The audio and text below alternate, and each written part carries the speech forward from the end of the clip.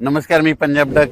राज्यातल्या सर्व शेतकऱ्यांना सांगू इच्छितो की आजपासून राज्यातला पाऊस चांगला वाढत जाणार आहे. हे पाऊस चांगला 30 तारखेपर्यंत 30 जुलैपर्यंत दररोज वेगवेगळ्या भागात पडत राहणार आहे. म्हणून हा अंदाज सर्व शेतकऱ्यांनी लक्षात घ्यायचा.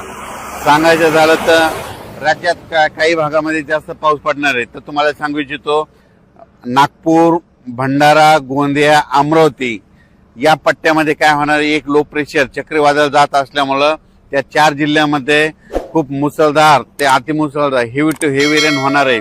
चांगला 300 ते 400 मिलीमीटर तिकडे पाऊस पडू शकतो. म्हणून हा अंदाज नागपूर, भंडारा, गोंदिया, अमरावती त्या शेतकऱ्यांनी लक्ष द्यायचा. त्याच्यानंतर परत राज्यामध्ये आणखीन एका ठिकाणी पाऊस पडणार आहे. महाबळेश्वरकडे जवळपास हेवी टू हेवी म्हणजे खूप मोठा पाऊस होणार आहे. 400 ते 500 मिलीमीटर पाऊस त्या ठिकाणी होऊ शकतो. तर त्या ठिकाणी पाऊस झाल्याच्या नंतर कोयना जे धरण आहे ते आता भरू शकतंय. म्हणून हे अंदाज लक्षात घ्यायचा. कारण की महाबळेश्वरवर पाऊस पडणार आहे, त्याच्यामुळे त्याचं पाणी कोयनाकडे जाते, म्हणून ते कोयना धरण भरू शकतंय. म्हणून हे देखील अंदाज लक्षात घ्यायचा. त्याच्यानंतर राज्यातलं परिस्थिती बघितलं तर मराठवाड्यामध्ये परभणी जिल्हा झालं, लातूर जिल्हा झालं, बीड जिल्हा झालं, धाराशिव जिल्हा झालं, जालना जिल्हा, संभाजीनगर या इथं काल देखील आज देखील पाऊस पडला. आणि आणखीन जवळपास 30 तारखेपर्यंत असा दररोज वेगवेगळ्या भागात काही ठिकाणी जोराचा पाऊस पडणार, कुठं रिमझिम पडणार, कुठं पेंडॉलचा पडणार. म्हणून मराठवाड्यातल्या शेतकऱ्यांना अंदाज लक्षात यायचा. पश्चिम महाराष्ट्रात देखील काय होणार आहे, सांगली, सातारा, सोलापूर, कोल्हापूर, पुणे, त्याच्यानंतर अहिल्यानगर तिकडं देखील काय होणार आहे, हे जवळपास 30 तारखेपर्यंत 30 जुलैपर्यंत म्हणजे आज 19 ते 30 आणखीन 10-11 दिवस असा दररोज वेगवेगळ्या भागात पाऊस पडत राहणार आहे. म्हणून हा अंदाज लक्षात यायचा.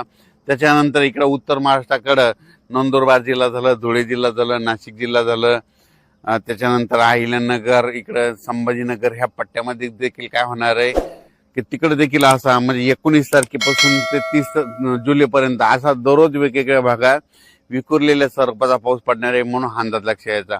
मुंबई पुण्याला देखील जोराचा पाऊस सुरू राहणार आहे. म्हणून हे देखील लक्षात यायचं.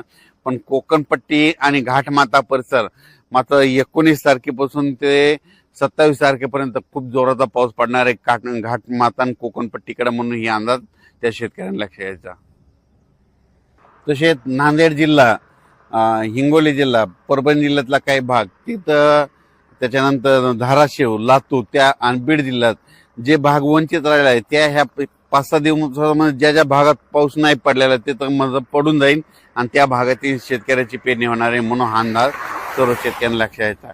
सांगायचं झालं तर राज्यात जवळपास आणखीन 30 तारखेपर्यंत 30 जुलैपर्यंत दररोज वेगवेगळ्या भागात पाऊस पडत राहणार आहे. म्हणून हा अंदाज लक्षात यायचा.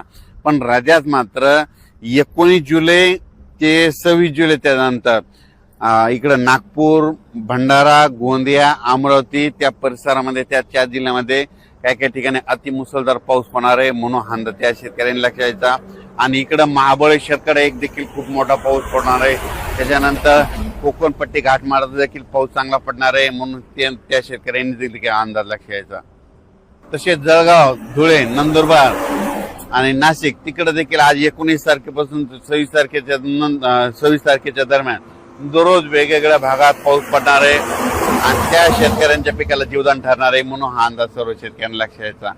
आणि त्याच्यानंतर अहिल्यानगर जिल्ह्यामध्ये आज 19 तारखेपासून ते 26 तारखेच्या दरम्यान दररोजच पाऊस वाढत जाणार आहे, सगळीकडं पडत जाणार आहे आणि सगळ्या अहिल्यानगर जिल्ह्यातील सर्व तालुक्यामध्ये पडणार आहे. म्हणून त्यांनी देखील हा अंदाज लक्षात यायचा.